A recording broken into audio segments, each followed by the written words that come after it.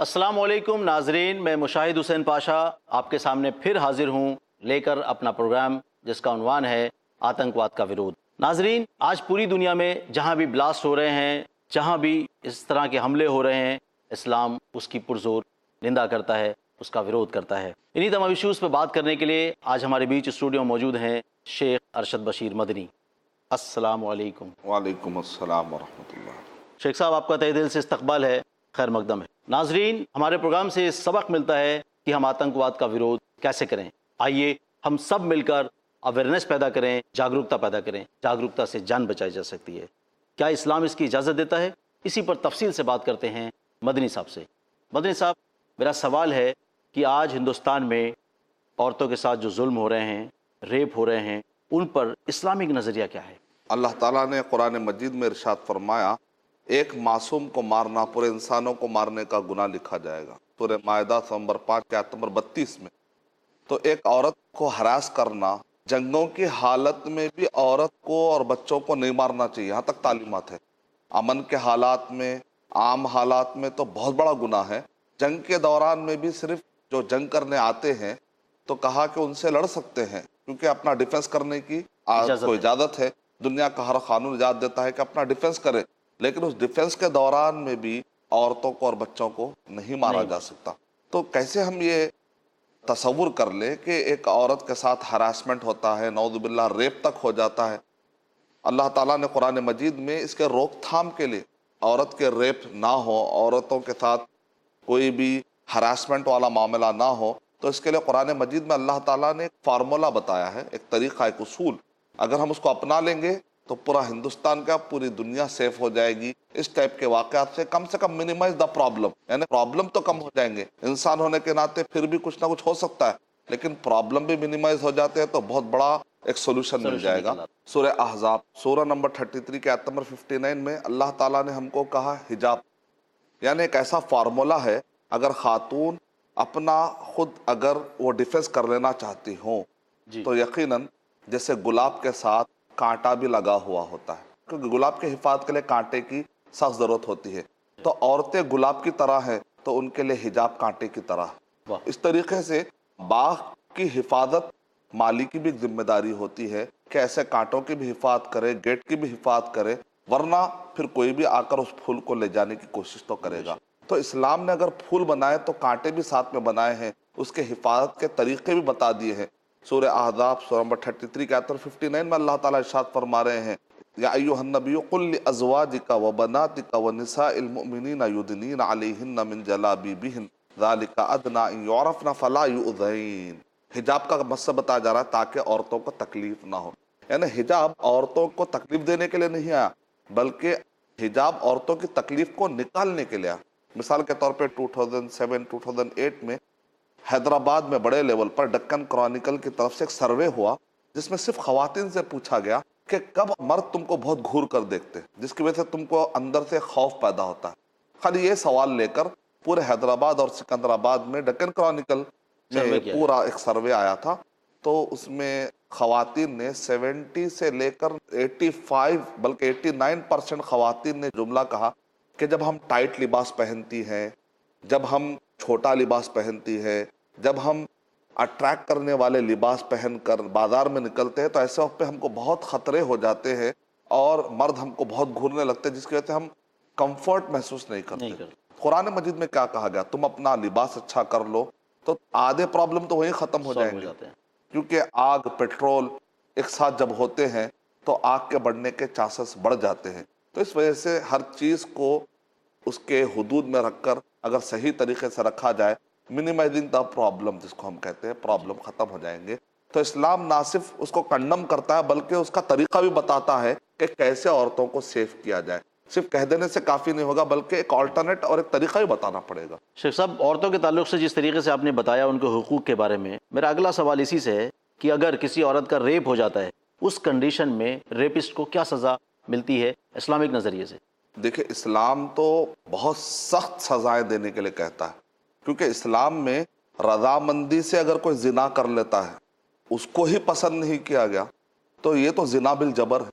जिना bill जबर का मतलब है ज़बरदस्ती करके, हरास करके औरत کو جب ریپ کیا جاتا ہے تو اس میں عورت کی رضامندی نہیں ہوتی ہے، یعنی بلاत्कार. بلاत्कार، یعنی اس میں عورت کی رضامندی بالکل نہیں ہوتی ہے، لیکن وہ مرد اس پر اتیاچار کرتا ہے اور اس کا بلاत्कार کرتا ہے. اس کا مطلب یہ زبردستی، اس کو کہتے ہیں زنا بالجبر، یعنی زبردستی والا زنا ہو گیا. تو ایک ہوتا ہے زنا بالرضا، رضامندی والا زنا، جس میں آدمی بھی راضی ہے، عورت بھی راضی ہے. اسلام تو اس زنا کو بھی پسند نہیں کرتا، یعنی جس کے شادی نہیں ہوئی ہو لیکن وہ لوگ آپس میں سیکسول کانٹیکٹ پیدا کرتے ہیں فزیکلی، تو ایسے وقت پر جو ریلیشنز پیدا کرتے ہیں، تو اس زنا بالرضا کے بارے میں کیا بتائے گا؟ اگر رضامندی کے ساتھ زنا کر لیتے ہیں، اگر وہ غیر شادی شدہ ہو تو کہا 100 کوڑے مارے جائیں، اگر وہ شادی کے بعد زنا کا مرحلہ پیش آ رہا ہو تو کہا کہ اتنا مارا جائے کہ پتھر سے مار مار کے ان کو ختم کر دیا جائے.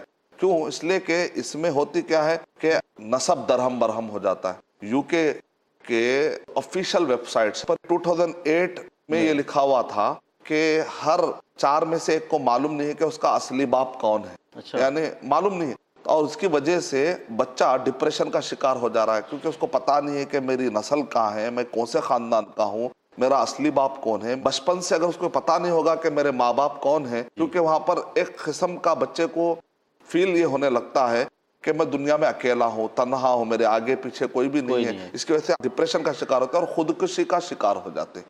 تو اس سے کیا پتا چلا کہ اسلام اس مسئلے میں بہت ہی حساس ڈیسیشن لیتا ہے کہ رضامندی والے زنا ہی کو ختم کر دیا جائے. تو جبر والا تو خیر بہت دور کی بات ہے. عورت کو جو عزت کی نظر سے نہ دیکھے، معصوم کو عزت کی نظر سے نہ دیکھے، ایسے آدمی کو سماج میں رہنے کا حق نہیں ہے. اس کو اٹھا کے کالے پانی کی سزا سخت جگہوں پہ پھینک دیا جائے تاکہ اس کو دیکھ کر دوسرے لوگ عبرت حاصل کرے اور اس کو دیکھ کر دوسرے لوگ ایسے حرکتیں کرنے میں ڈرے. لیکن اگر ریپس کو پیسے لے کر یا رشوت لے کر یا اس کو کسی بھی شکل سے بیل مل جاتی ہے تو پھر اور لوگوں کو چانس ملے گا کہ ہم بھی آگے بڑھیں گے. کیونکہ انسان کا جو نفس ہے نا، جب وہ گناہ کرنے میں مائل ہو جاتا ہے تو سخت سزائیں ہی اس کو تربیت دے سکتی ہے. ایک بھینس کو مارنے کے لیے ڈنڈا استعمال کیا تھا، چھوٹی چھڑی سے ماریں گے تو بھینس کے آگے بین بجائے بھینس کھڑی پگورائے والا مسئلہ ہو جاتا ہے. ناظرین، آپ نے سنا کہ کس طریقے سے شیخ صاحب یہ بتا رہے تھے کہ عورتوں کی حفاظت کا ذمہ کیا ہے اگر ان کے ساتھ بلاत्कार ہو، ریپ ہو جائے، اسلام میں اس کی کیا سزا ہے. عورتوں سے متعلق میرا اگلا سوال ہے کہ ایک عورت کیا ہنگامی حالات میں کسی غیر مسلم بچے کو اپنا دودھ پلا سکتی ہے؟ یہ عام طور پہ سوال آتا ہے کہ بعض اوقات کوئی ہندو یا کرسچن ایک نوکرانی کا بچہ یا کسی کا بھی بچہ تڑپ رہا ہو اور دودھ کے لیے پریشان ہو، تو ایسے وقت پر سوالات آتے ہیں ہم کو کہ کیا ایک مسلمان عورت اپنا دودھ، کیونکہ اس مسلمان عورت کو اس وقت پر دودھ آ رہا ہے کیونکہ اس کا بھی ایک چھوٹا بچہ ہوتا ہے، جب وہ دیکھتی ہے کہ کوئی اور شیرخوار بچہ ہے، کوئی اور دودھ پینے والا بچہ تڑپ رہا ہے، اور اگر وہاں پر ماں قریب نہ ہو، ہنگامی صورت کا مطلب ہے کہ ماں ہو سکتا بازار گئی ہو یا اس کو آنے میں دیری ہو یا کہ ماں کو دودھ نہیں آ رہا ہو یا ماں بیمار ہو، کچھ بھی ہو سکتے ہیں ہنگامی حالات، تو ایسے وقت پر کیا ایک مسلمان عورت ایک ہندو کے بچے کو دودھ پلا کر کیا اس کی جان بچا سکتی یا نہیں بچا سکتی؟ یقیناً یہ ایک بہت بڑی اپرچونٹی ہے. سورہ مائدہ نمبر 5 کے آیت نمبر 32 میں اللہ تعالیٰ ارشاد فرما رہے ہیں وَمَنْ أَحْيَاهَا فَكَأَنَّمَا أَحْيَا النَّاسَ جَمِيعًا، ایک معصوم کی جان بچانا پورے انسانوں کی جان بچانے کا ثواب ملے گا. اب یہاں پر سوال آ سکتا ہے بھئی اگر 5 مرتبہ وہ بچہ اگر دودھ پی لے تو پھر رشتہ قائم ہو جائے گا. یہ جو خاتون ہے مسلمان عورت جو دودھ پلا رہی ہے وہ اس کی مرضعہ یعنی کہ دودھ پلانے والی ماں کہلائے گی. تو کیا رشتے سے کچھ خلل ہوتا؟ کچھ بھی خلل نہیں ہوتا. رشتے سے تو اور تعلقات بنتے ہیں. کل کے دن یہ دھیان رکھنا پڑے گا کہ مان لیجئے اسلام قبول کر لے اگر لڑکا کل کے دن یا وہ لڑکی، اور پھر واپس آ کر اسی گھرانے میں اگر شادی کرنے کے مسائل آ جاتے ہیں تو سگا بھائی بہن جیسے شادی نہیں کر سکتے، اسی طریقے سے ماں نے اگر دودھ پلا دیا تو وہ بچہ جو ایک ساتھ پیا ہے وہ بچی جو آپس میں کیا ہو جاتا ہے رضائی بھائی بہن، تو وہ بھی آپس میں شادی نہیں کر سکتے. یہ ذرا خیال رکھنا پڑے گا اس مسئلے کا. لیکن اس کی بنیاد پہ ہم اس کو وہ رشتہ قائم ہو جاتا ہے لہذا ہم کیوں دودھ پلائیں ایسا ہم نہیں کہہ سکتے، کیونکہ معصوم کی جان بچانا پورے انسانوں کو بچانے کا ثواب لکھا جائے گا. شیخ صاحب نے کس طریقے سے بتایا اسلام کے حوالے سے، قرآن کے حوالے سے، کہ کس طرح ایک بچے کی جان بچانے کے لیے ایک مسلم عورت ماں بن کر اس کو دودھ پلا سکتی ہے. شیخ صاحب اسی تعلق سے میرا ایک دوسرا سوال ہے. ہم چاہتے ہیں کہ ہمارے ناظرین کو آپ سیرت النبی کے حوالے سے واقعات پر کچھ جنگیں جو ہوئی ہیں ان کے بارے میں بتائیں، اور ساتھ ہی یہ بھی بتائیں کہ ان جنگوں کے پیچھے کیا مقاصد تھے۔ یہ بہت کامن سوال ہے کہ لوگ کہتے ہیں محمد صلی اللہ علیہ وسلم جب رحمت للعالمین تھے، آپ رحمت کا پیغام لے کر آئے تھے، تو پھر کیا وجہ ہے کہ نبی صلی اللہ علیہ وسلم کے زمانے میں جنگ بدر ہوئی، جنگ احد ہوئی؟ یعنی جنگیں کرنے کا ریزن کیا تھا، مقصد کیا تھا؟ تو رحمت للعالمین ہے تو پھر ان کو چاہیے تھا کہ جنگیں بالکل نہ کرے، فورس کا استعمال نہ کرے، طاقت کا استعمال نہ کرے۔ تو میں جواب میں کہنا چاہوں گا کہ ہمیشہ طاقت کا استعمال دہشت گردی کے لیے نہیں ہوتا، طاقت کا استعمال دہشت گردی کو مٹانے کے لیے بھی ہوتا۔ مثال کے طور پہ یو این، یونائٹڈ نیشن، پوری دنیا کے اندر first world war, second world war کے بعد اتنے بڑے ڈھانچے کو وجود میں لایا گیا۔ تو آپ سمجھتے ہیں کہ اتنا بڑا ڈھانچہ بغیر کسی فورس کے کیا وہ دہشت گردی کو مٹا سکتے ہیں؟ نہیں۔ یو این میں بھی کیا بتایا گیا؟ Peace keeping force. اس فورس کا نام انہوں نے کیا دیا؟ پیس کیپنگ فورس، یعنی امن کو پیدا کرنے والی، امن کو قائم رکھنے والی، امن کا نظم و ضبط برقرار رکھنے کے لیے فورس۔ اس کا مطلب کیا نکلا؟ فورس کا استعمال ہوتا ہے، امن کو قائم کرنے کے لیے بھی فورس کی ضرورت ہوتی ہے، طاقت کی ضرورت ہوتی ہے۔ تو بعض اوقات جنگیں اس لیے کی جاتی ہے کہ جب ایک آدمی معصوموں کو قتل کرتا ہے تو ایک آدمی کو ڈیفنس لینے کا حق بن جاتا ہے، کیونکہ اپنے آپ کو اگر آپ نہیں بچائیں گے تو خودکشی ہو جائے گی۔ پھر سورہ نساء سورہ نمبر 4 کے آیت نمبر 29 میں اللہ تعالیٰ ارشاد فرما رہے وَلَا تَقْتُلُوا أَنفُسَكُمْ، تے اپنے آپ کو ہلاک مت کرو، قتل مت کرو۔ ایک آدمی اگر اپنے خلاف ہونے والے حملے کو ڈیفنس نہیں کرے گا تو لوگ کہیں گے بھئی تو بے خوفی، غلط مثال دے رہے ہیں آپ اپنے آپ کی۔ دنیا کا کوئی کانسٹیٹیوشن، دنیا کا کوئی بھی ریلیجن ڈیفنس کرنے سے آپ کو نہیں روکتا، تو اس کے لیے آپ کے پاس طاقت تو ہونی چاہیے تاکہ آپ ڈیفنس کر سکے۔ ٹھیک ہے، اپنے اوپر ظلم ہو رہا تو ڈیفنس کر رہے ہیں، لیکن دوسرے معصوم عورتوں پر، بچوں پر، اگر انسانوں پر ظلم ہو رہا ہے، آپ کہتے ہیں کہ میں طاقت کا استعمال نہیں کروں گا، یہ تو سیلفشنس ہو گیا، یہ تو پھر بزدلی ہو گئی۔ یعنی کہ آپ دیکھتے ہوئے بھی سامنے والے کا اتیاچار اور ظلم آپ ختم نہیں کر پا رہے۔ جب آپ ظلم کو ختم نہیں کر پائیں گے، اتیاچار کو سوسائٹی سے اگر آپ ختم نہیں کر پائیں گے، تو پھر you are a selfish person, کیونکہ آپ کو صرف اپنی پڑی ہوئی ہے، کسی اور کے تکلیف کا آپ کو احساس نہیں۔ اگر آپ کا پاور رہے گا تو آپ ظالم کے ہاتھ کو پکڑ سکتے ہیں۔ تو نبی اکرم صلی اللہ علیہ وسلم کے جو جنگیں تھی نا، وہ افینسو کائنڈ نہیں تھی، بلکہ وہ ڈیفینسو طریقے سے تھی۔ افینسو اس معنی میں کہہ رہا ہوں کہ نبی صلی اللہ علیہ وسلم جا کر چھیڑ کر لے رہے تھے، ستا رہے تھے اور ان پر حملہ کر رہے تھے، اور یہ کہہ رہے تھے کہ تم مجھے چلاؤ، مارو، چلو دیکھتے لڑتے ہیں۔ ایسے ٹائپ کے نبی صلی اللہ علیہ وسلم نہیں تھے کہ جا کر چھیڑ کر جنگ کرے، بلکہ نبی صلی اللہ علیہ وسلم نے ہم کو کیا حکم دیا؟ لا تتمنوا لقاء العدو، صحیح مسلم کی روایت ہے۔ یعنی تم دشمنوں سے لڑنا کی شروعات تو دور کی بات ہے، دشمنوں سے لڑنے کی تمنا مت کرو۔ سبحان اللہ۔ لیکن اگر دشمن تم پر حملہ کرے وَإِذَا لَقِيتُمْ فَاثْبُتُوا، لیکن اگر وہ تم کو مجبور کر دیتے ہیں لڑنے کے لیے تو پھر ثابت قدم رہو، کیونکہ تم ثابت قدم نہیں رہیں گے تو پھر معصوموں کی جانیں جائیں گی۔ لیکن ہم شروع نہیں کر سکتے۔ اس کا مطلب یہ نہیں کہ عام آدمی، عام سٹیزن اپنے ہاتھ میں قانون کو لے لے، یہ بھی طریقہ صحیح نہیں ہے۔ اسلامی اسٹیٹ ہوتی ہے، ریاست ہوتی ہے، تو وقت کا حاکم فیصلہ لیتا ہے، اس کے اپنے رولز ہے، لاس، یعنی کہ انڈر دا پیرامیٹر آف شریعہ، اسلام کے رولز ریگولیشن، اس لیے کہا فی سبیل اللہ، یعنی اللہ کے بتلائے ہوئے طریقے کے مطابق رولز کو پورا کرتے ہوئے، تاکہ اس کے اندر کسی نردوشی کا قتل نہ ہو، معصوم پر اتیاچار نہ ہو، انوسینٹ پیسا نہ جائے، کسی کا حق نہ مارا جائے۔ بہت سارے قوانین ہیں، ان کو پورا کرنا پڑتا ہے۔ تو نبی اکرم صلی اللہ علیہ وسلم جا کر جنگوں کو چھیڑ کر لے، شرارت کرے، اس ٹائپ کا آپ تصور بھی نہیں کر سکتے۔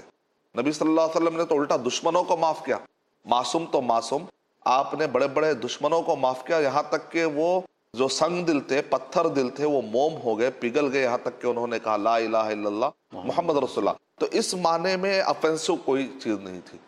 ہاں، پری ایمپٹیو اٹیک ہوتا ہے جی۔ پری ایمپٹیو اٹیک کا مطلب ہے کہ آپ کو اطلاع مل جاتی ہے کہ کچھ لوگ حملہ کرنے والے ہیں، تو آپ انتظار کرتے نہیں بیٹھ سکتے کہ وہ انتظار کریں گے تو دیکھیں گے، کیونکہ طوفان آنے سے پہلے بند باندھنا پڑے گا۔ طوفان آتے ہوئے بند باندھیں گے تو آپ کا کچا بند جو ہے کچھ بھی آپ کو کام آنے والا نہیں ہے۔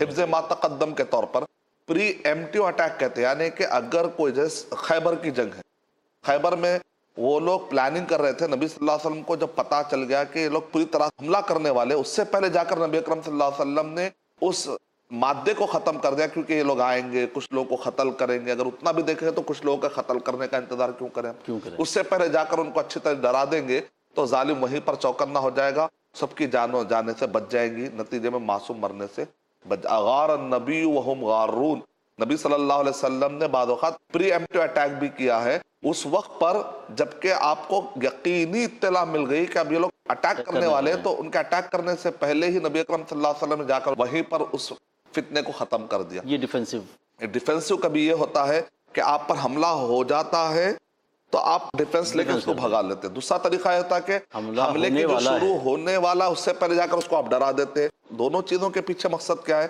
मासूमों की जान अच्छे तरीके से बचा ली जाए। लेकिन जाकर कोई जंग छेड़े इसका कोई जिक्र नहीं मिलता, क्योंकि सूरह बकरा सूरह नंबर 2 के आयत नंबर 190 में अल्लाह ताला इरशाद फरमा रहे हैं, आप खिताल करो, लड़ो उन लोगों से जो आपसे लड़ते हैं। इसका मतलब क्या निकला? जो आपसे नहीं लड़ते उनसे लड़ने की इजाजत तो है ही नहीं।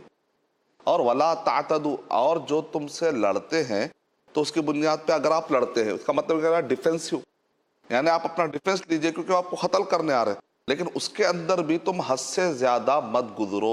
अब मौका मिल गया कहकर उसको खूब नहीं मार सकते, जैसा अक्सर होता है, एक आदमी मर जाता है तो मरने के बाद भी उसके उंगलियां काट देते हैं, हाथ काट देते हैं, तो ऐसा नहीं होता। नहीं, जुल्म नहीं करना है। ईंट का जवाब पत्थर से नहीं दे सकते आप इस्लाम में, ईंट का जवाब ईंट से ही देंगे, और फिर वो ईंट थोड़ी तोड़ना है भी, कम करना है, जितना हो सके रहम करना है। यानी मकसद ये है ताकि वो जुल्म करने वाला है वो अपने जुल्म से रुक जाए और वो रियलाइज कर ले। अगर तुमसे पनाह मांग ले तो पनाह देने का तक भी हुक्म है। सूरे तौबा नंबर 9 के आयत नंबर 6 में अल्लाह ताला इरशाद फरमा रहे, जंग के दौरान अगर कोई तुमसे पनाह मांग ले, व इन अहदुम मिनल मुशरिकीन इस्तजारका फअजिरहु हत्ता यस्मा कलाम अल्लाह तुम्मा अबलिगहु मा मना। अगर कोई मुश्रिक जंग के दौरान तुमसे पनाह मांग ले तो पनाह दे दो, नहीं कर देना जरूरी है, और उसके दौरान भी क्या करो? कुरान मजीद सुनाओ, यहाँ तक के कुरान मजीद सुने। यानी जिहाद के दौरान भी तालीम की गुफ्तगू ज्यादा है। यानी कह रहे हैं कि अगर तुम कोई डिफेंसिव तरीके से आप डिफेंस लेते हो, जंग शुरू हो चुकी है, उस दौरान में भी वो तुमसे पनाह ले रहे, तो आप कहें नहीं नहीं अब तो जंग शुरू हो गई, अब तो तुमको मारना ही मारना है, तुम आज फिर पनाह लोगे, कल के दिन आकर फिर तुम हमसे लड़ोगे, नहीं नहीं अब तुमको पनाह नहीं मिले, ऐसे बात नहीं कर सकते। पनाह देना है तो बस पनाह देना है। अब आदमी को दिमाग में ख्याल आएगा पनाह कैसी देना है? कह रहे सुम्मा अबलिगहु मा मना, उसको ऐसी पनाह दो कि अब उसके लोग आकर उसको कत्ल करना चाहेंगे। क्यों तुम जाके मुसलमान पास पनाह लिए?